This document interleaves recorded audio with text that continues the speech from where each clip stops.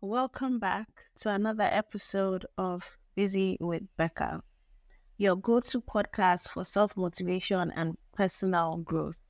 I'm Becca, and today we're diving into a crucial topic: consistency. What does it mean? Why is it so important?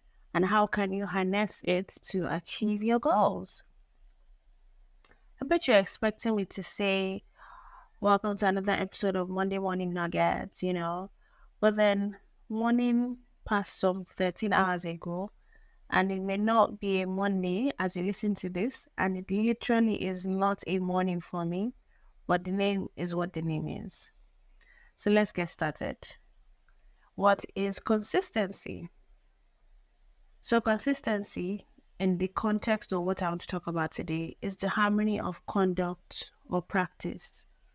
It's staying true to form, and it's vital for success in any area of life. But before I get to the main point I want to make today, I feel like touching on two other aspects of consistency that crossed my mind all through last week. So first is about being consistently authentic. Now, the weather has changed recently. It has become very rainy. And I remember when it was really hot and everyone was complaining, the weather is too hot. Please, when is it going to start raining? And then now it's raining and everyone's like, the weather is cold. Everywhere is so down. The rain should just go. Let's have a break. And it really struck me in a weird way. And it taught me something which I found to be very important, which is you can't please everyone. For some people, it might be too much. For others, it might not be enough. But the one thing you can and should hold on to is being consistently you, being authentic to who your heart says you should be and who you want to be. And I just thought it was something interesting I should share with someone, but then it's not really a topic I want to delve deeply into. Now, second thing on consistency that has crossed my mind recently was the consistency of successful people that I've read about, people that I know, and how they couldn't have gotten to the places that they have gotten to, the successes they have attained without being consistent. Like, it's one thing I hear in all their stories. I kept doing this and this and this. In the background, I was consistently doing this. I did this repeatedly. I tried and tried and tried. Like, consistency is one thing that is common amongst a lot of successful people that I know. Now, in this case, I don't mean one-hit wonders. I mean people that have been able to replicate, to repeat their successes over time. Consistency was a big thing for them. Consistency in their habits, consistency in their financial financial habits or whatever it is. And I find that even in parenting, in relationships, in careers, consistency is essential. Think about those factory workers who are so fast that they resemble machines. They got that way through consistent activity, consistent practice, day after day after day, to the point that you're like, is this person a robot? Or are they really real? Like, the lines are so straight in what they're doing. They don't even look at the things they're doing, but then they are so automated in their actions because they have been consistently doing the same thing over and over again. Now, drum roll, let me get into what I wanted to talk about today, which may come off as a weird one, but anyway, here we are. So, I want to talk about consistency in doing nothing, consistency in doing the wrong things, and consistency in just being active and how it yields nothing. I know it sounds weird, but I'll give more context. So hard work is great. Hard work is great. Nobody wants to be a failure. Everybody wants to be a success. Everybody feels hard work is important. Everybody knows that you need to put in the work to get to what you want long term. But it is always a fruitless journey if you're consistently investing your time in things that don't feed into your goals. Like you're just being busy. You're just being busy getting by. You're being busy or staying busy to just make ends meet, which is a noble thing. It's not a bad thing. And that's not what I'm about to. I'm not about to bash anyone for how they do things. I'm just trying to give you another angle. Now, being busy isn't the same as being productive. I'm sure we all know this, but then sometimes we don't really deep it. We don't deep the matter.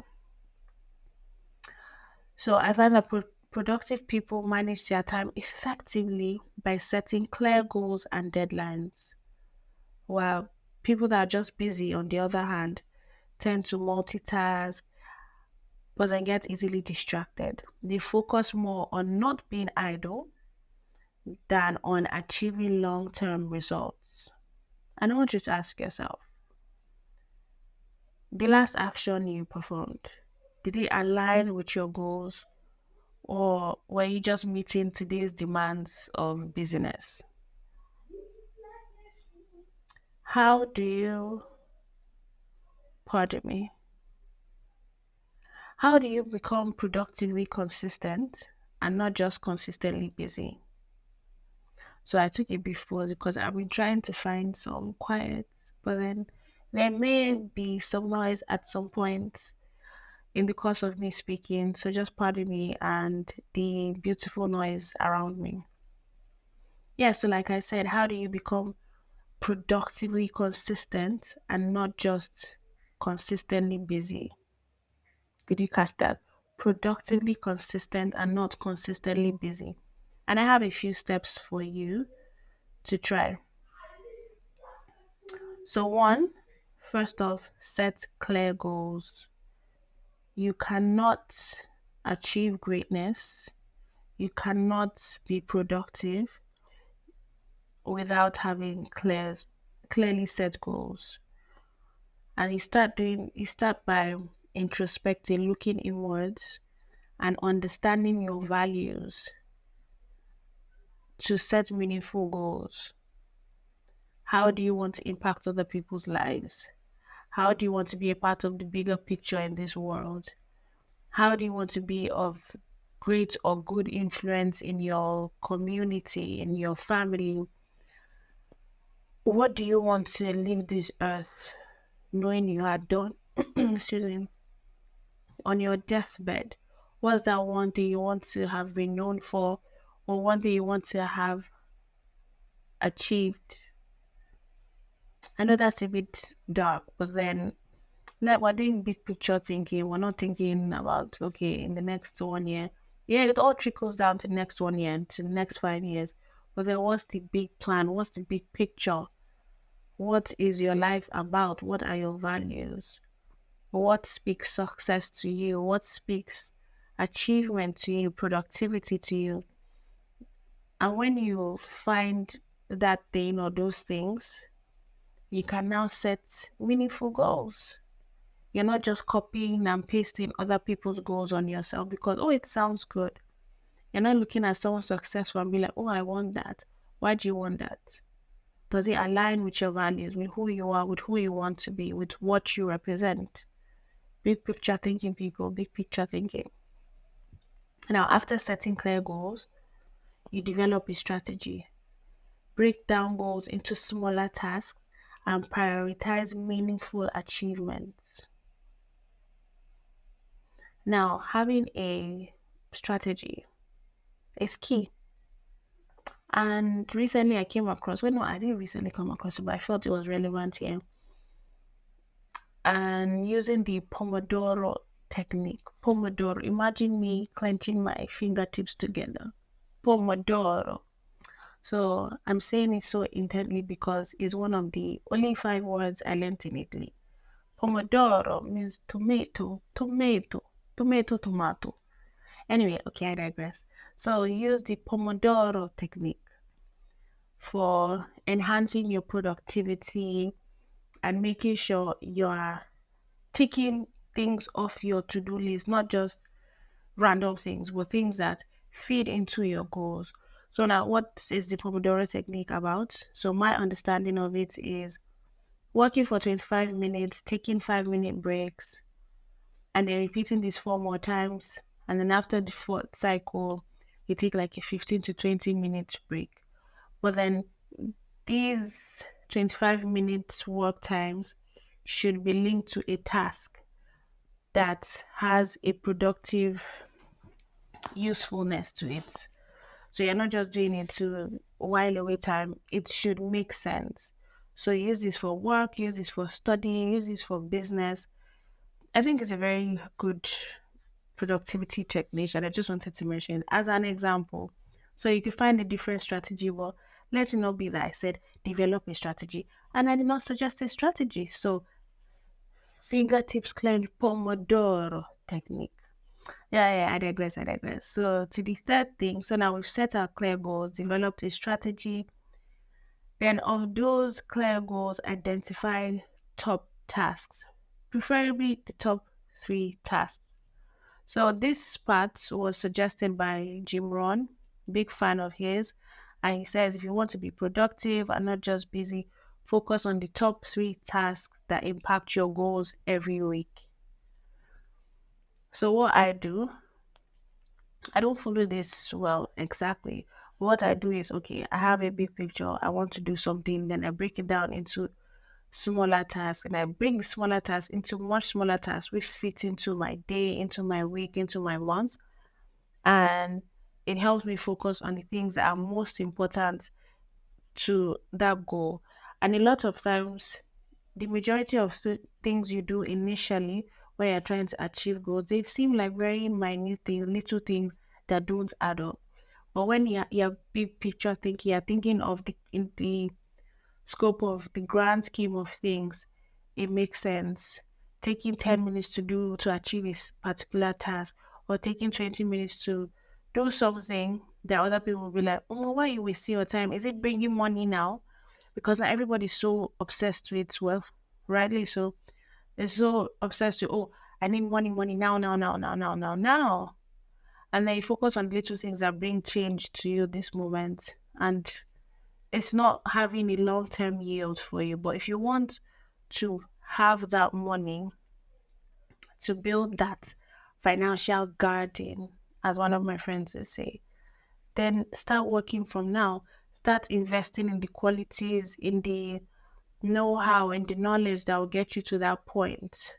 Don't just be, I don't know, empty. So, yeah, so back to what I was saying, identify the top 3 tasks you need to complete each week to get you closer to your goal. Now, time blocking is another thing. Now, if you're someone who has a 9 to 5, has a business, or you're just a generally busy person, so you're not being a busybody, but you have actually do have a lot on your plate, you must learn to compartmentalize things. So, time block your schedule, schedule tasks to avoid distractions and to give yourself room for any unforeseen um, things that just appear in your day. So basically, what time blocking means to me, other people may define it differently, is combining similar tasks within a particular time of your day. For example, you're a 9 to 5 person, and okay, yeah, let me just use that example. So you start your day maybe between the hours of like 6:30 and 10 a.m. Those are reserved for meetings. You have your meetings, you take your notes, you have your calls, everything, and then you take a break.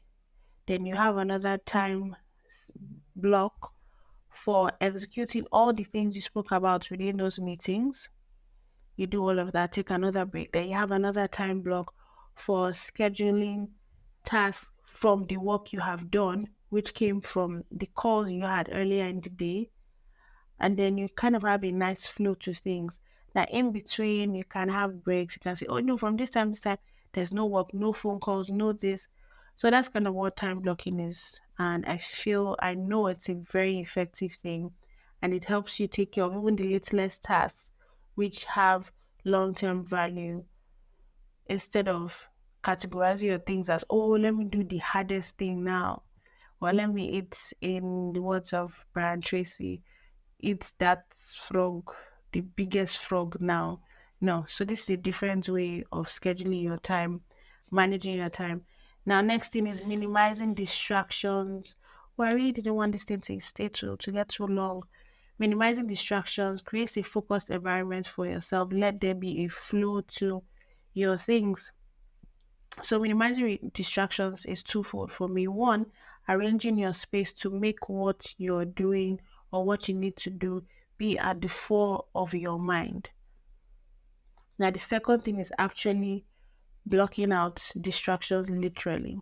So turning off your phone when you need to work, making sure that on your screen you don't have links to like social media or sorry, tabs or yeah, shortcuts to social media or a streaming app or WhatsApp or anything because you need to be focused.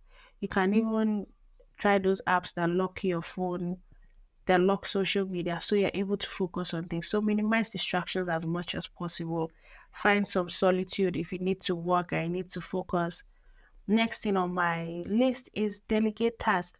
Now remember, I'm listing things which will help you to stay consistently productive or stay productive more consistently rather than just being busy, having a busy day. Yeah. So next thing is delegate tasks. So delegate time consuming tasks to focus on more productive activities. This is not to say that the day you're delegating is not important or productive to another person, but there are people who use that to make money, use that task to develop themselves. So crazy example.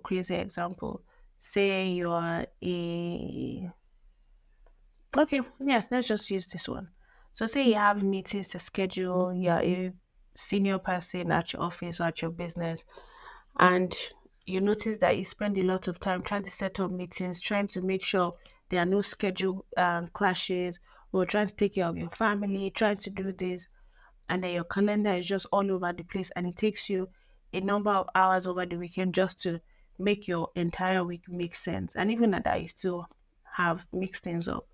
Now you can get an assistant to do that. It could be virtual, it could be a physical assistant to help you streamline those things. Now, for you, that's something you don't need to do for you to focus on other productive things. But then for that assistant, you're teaching the person, you're adding more things to his or her resume as a time management specialist, as an organizer. So it's not something lesser. It's not a lesser job to do. I don't want it to come off like, oh, because it's beneath you. No. Same thing. If you have clothes, you don't have to wash them. You can use your washing machine. You can give a dry cleaner, and this is to afford you time to make more money to do more things. So you just weigh which is more important.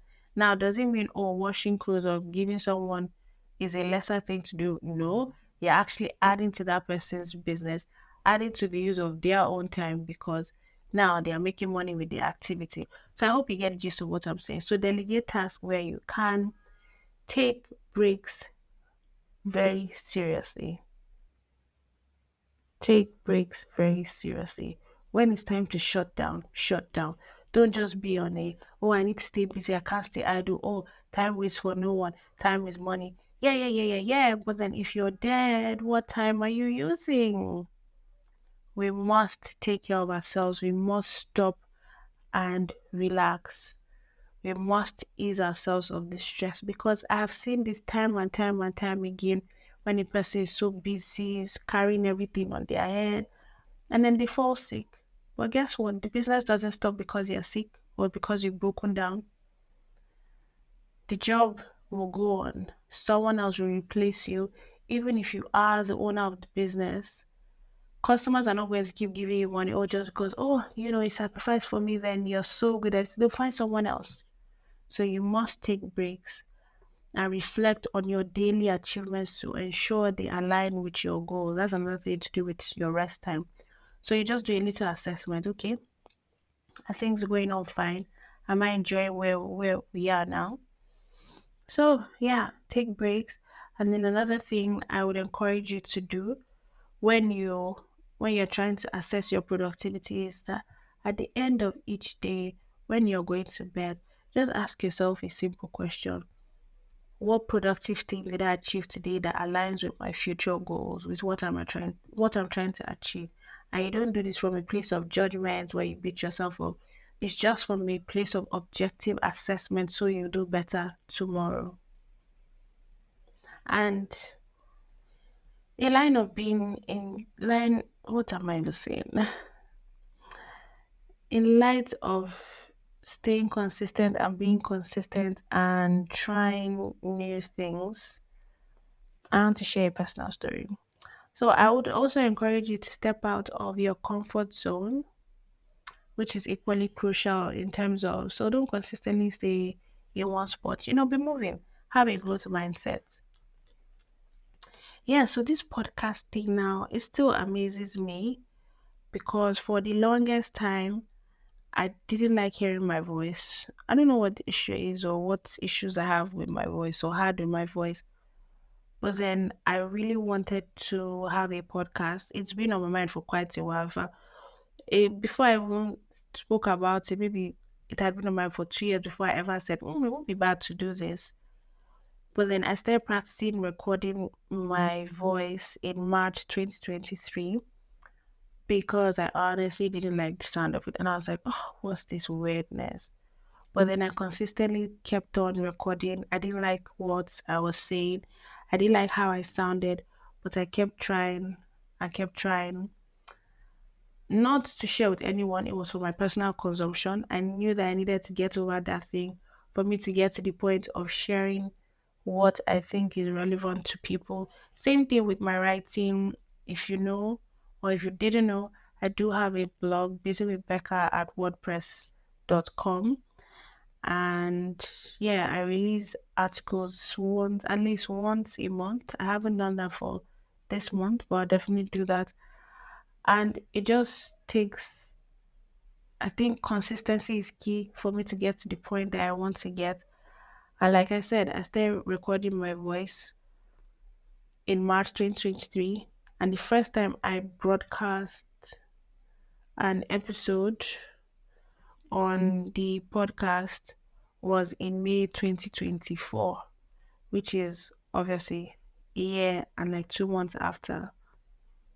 And that was in my first episode, official first published episode was like the fourth one. And it hasn't been easy, but then I just feel like staying consistent is paying off. I would say has paid off. It's paying off in terms of me getting comfortable hearing my voice and focusing on what I'm trying to say and the message I'm trying to pass across and how I'm trying to encourage you to do more and be more so you can have more. And I'll end with this. Remember to resist the urge to get on the busybody bus. So you're not on the, what's that word that came to my mind? It was something that it sounds so funny when I thought about it. So I feel like I wrote it down somewhere. Let me check. Just give me 1 second. But it sounded funny and I laughed at myself. But then I don't mind my dry jokes. I laugh at my own dry jokes in private. But now you're about to hear what it was that I said that sounded very cheesy. Yes. So resist the urge to get on the busybody bus at the eye service junction. Let your focus be on effectiveness. And at the end of the day, just stay consistently you. Yeah, I hope that made sense. I hope that makes sense.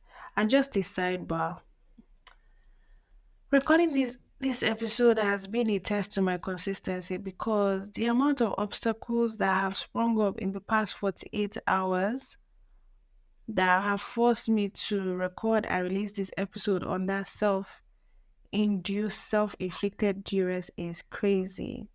But then I told myself, I must do this, whether or not I like it. Whether or not I enjoyed the episode, I must release this episode today. So, like I said, this is still a Monday, and I must release this on Monday, but it's nighttime. the entire day has passed. I usually do this on Saturdays or Sundays, but here we are after work. I haven't even changed. I'm just like, we must do this. So I hope this episode was helpful. And like I said in the beginning, one, stay consistently authentic to who you are. Two, successful people are consistent people. And three, don't get distracted by staying consistent in doing nothing or just being busy and drifting away from, excuse me, from the productivity you could achieve or the success you could achieve from being productive. I don't know if that last line not makes sense, but then, well, it is what it is. I've said what I've said. Thank you and have a blessed week.